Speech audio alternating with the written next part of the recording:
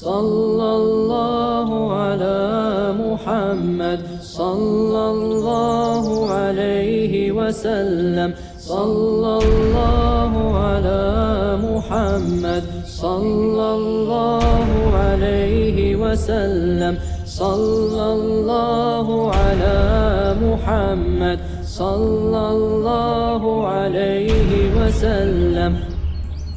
بسم اللہ الرحمن الرحیم۔ قصیدہ بردہ شریف کی فصل ہے فی ذکر شرف القرآن، شعر نمبر 101 اور 102 میں خوش آمدید۔ سب سے پہلے شعر پڑھ لیتے ہیں، پھر اس کا لفظی ترجمہ اور بامحاورہ ترجمہ اور آخر میں اس کی تشریح کرتے ہیں۔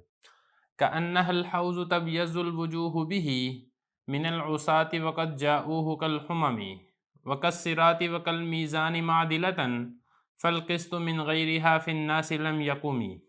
ترجمہ دیکھ لیں۔ گویا کہ آیات تالاب کی مانند ہیں، گناہگاروں کے چہرے جس سے سفید ہو جاتے ہیں، حالانکہ وہ اس تالاب پر آتے ہیں کوئلوں کی مانند، اور گویا کہ یہ آیات پل صراط اور میزان کی مانند ہیں عدل و انصاف کے اعتبار سے، اور انصاف ان کے علاوہ لوگوں میں قائم نہیں ہو سکتا ہے۔ اس کا ترجمہ ہو گیا۔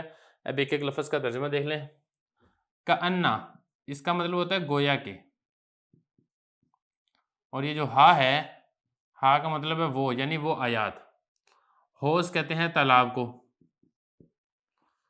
تبیضو، تبیضو کا مطلب ہوتا ہے سفید ہونا، سفید ہوتا ہے۔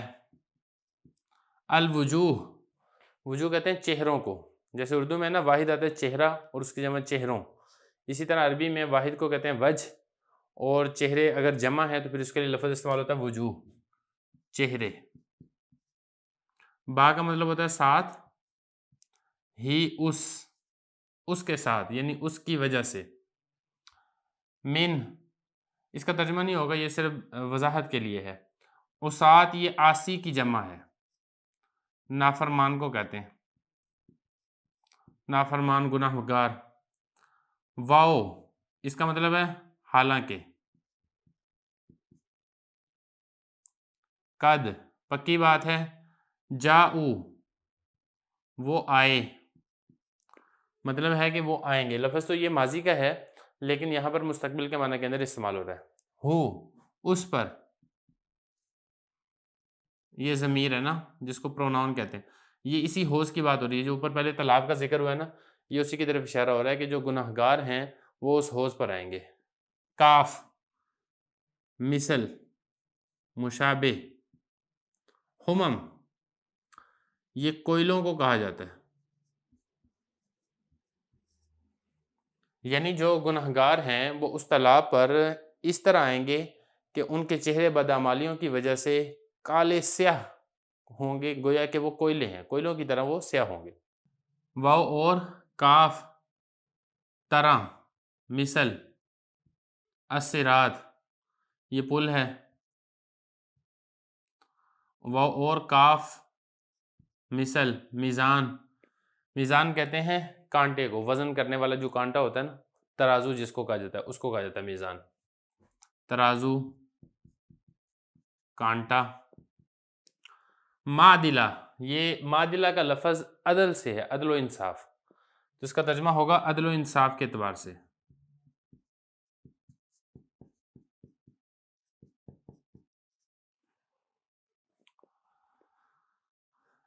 آگے دیکھیں، فالقسط، قسط کہتے ہیں انصاف کو۔ من سے، غیر علاوہ، ہا آیات، وہ آیات، ان آیات کے علاوہ انصاف، فی میں، الناس لوگوں میں، لم یکمی قائم نہیں ہو سکتا۔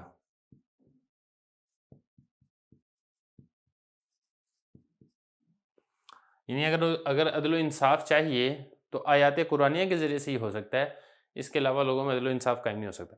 یہ لفظی ترجمہ ہو چکا ہے، اب چلتے ہیں اس کی تشریح کی طرف۔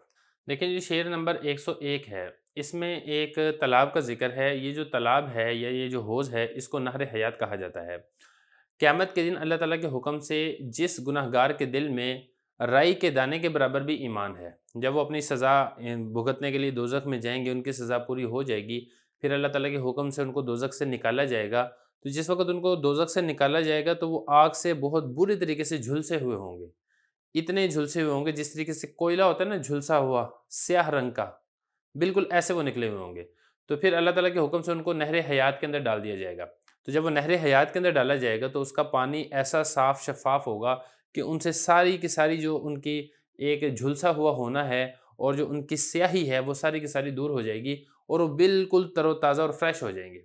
باقاعدہ خود مسلم شریف کی حدیث میں ہے کہ قرآن مجید قیامت کے دن اپنے پڑھنے والوں کی شفاعت اور سفارش کرے گا، جیسے کہ حدیث مبارک کے اندر آتا ہے اقرأ القرآن فإنه یأتی یوم القیامت شفیعا لاصحابہ، تم قرآن مجید پڑھا کرو اس لیے کہ قرآن مجید کل قیامت کے دن اپنے پڑھنے والوں کی شفاعت کرے گا، اپنے پڑھنے والوں کی سفارش کرے گا۔ تو جو قرآن مجید پڑھنے والے ہوں گے ان کو اس قرآن مجید پڑھنے کی برکت سے دوزخ سے نجات ملے گی، اور اس قرآن مجید پڑھنے کی مثل سے ان کو جنت کے اندر داخلہ نصیب ہوگا۔ تو گویا کہ یہ جو قرآن مجید ہے یہ اس تالاب اور اس نہر حیات کی مثل ہے جس کے اندر سیاہ رنگ کا کالا اور جھلسا ہوا شخص ڈال دیا جائے تو وہ بالکل تر و تازہ اور فریش ہو کے نکلتا ہے، اس کی سیاہی ساری سیاہی اور اس کا سارا کالا پن دور ہو جاتا ہے۔ بالکل ایسے ہی جو شخص قرآن مجید کی تلاوت کرتا ہے تو قرآن مجید دل کے زنگال کو اور قرآن مجید دل کی سیاہی کو، قرآن مجید دل کی کالک کو بالکل ویسے ہی دور کر دیتا ہے جیسا کہ وہ نہر حیات ان مسلمانوں کے چہروں سے سیاہی کو اور آگ کے اثرات کو دور کر دیتی ہے۔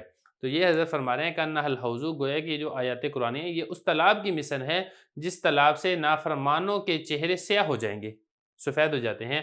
وقت جاؤہ کالہمم، حالانکہ جو نافرمان لوگ ہیں وہ جس وقت اس نہر حیات پر آئیں گے ان کی حالت یہ ہوگی کہ گویا کہ وہ کوئلے ہیں، کوئلوں کی طرح سیاہ ہو کر اور جل بھن کر آئیں گے، لیکن وہ نہر حیات ان کو بالکل تازہ کر دے گی، ان کی ساری کالک اور سیاہی کو دور کر دے گی۔ ایسے ہی جو شخص اپنا قرآن مجید کی آیات سے تعلق مضبوط کرتا ہے، یہ قرآن مجید کی آیات بھی اپنے پڑھنے والے کو بالکل ایسے ہی صاف شفاف اور چمکدار بنا دیتی ہیں اور ان کی ساری گندگی اور سیاہی کو ختم کر دیتی ہیں۔ پھر آگے یہ فرمایا کہ یہ جو آیات قرآن یہ پل صراط کی مثل ہے۔ پل صراط جو ہے یہ قیامت کے دن قائم کیا جائے گا، یہ جہنم کے اوپر سے ہوگا۔ اس کے بارے میں روایات کے اندر آتا ہے کہ یہ بال سے زیادہ پتلا اور تلوار سے زیادہ یہ تیز ہوگا۔ تو ہر ایک کو اس پل سے کراس کر کے پھر آگے جنت میں جانا پڑے گا۔ تو اس پل کے کراس کے بغیر جیسے کوئی شخص جنت میں نہیں جا سکتا، اور پھر جو جہنمی لوگ ہوں گے وہ اسی پل سے پھر جہنم کے اندر گر جائیں گے۔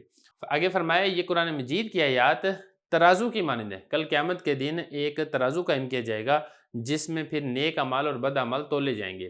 اگر تو نیک اعمال کا پلڑا بھاری ہوگا تو وہ شخص جنت میں چلا جائے گا، اگر اس کا پلڑا ہلکا ہوگا تو پھر اس کو جہنم میں ڈال دیا جائے گا۔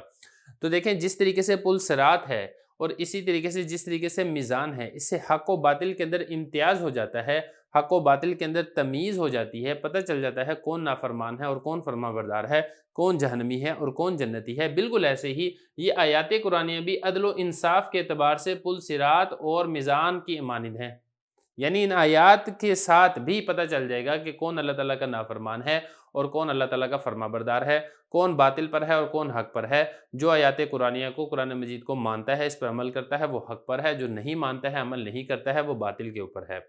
اور یہ ایسی چیز ہے آیات قرآنیہ، لوگوں میں اس کے بغیر انصاف قائم ہی نہیں ہو سکتا۔ اگر آپ یہ چاہتے ہیں کہ معاشرے کے اندر عدل و انصاف ہو، کسی کے ساتھ ظلم اور زیادتی نہ ہو، تو آپ کو آیات قرآنیہ یعنی جو شریعت ہے اس کو دستور حیات بنانا ہوگا اور اس کو عمل کے اندر لانا ہوگا۔ اس کے بغیر لوگوں کے اندر عدل و انصاف قائم نہیں ہو سکتا ہے۔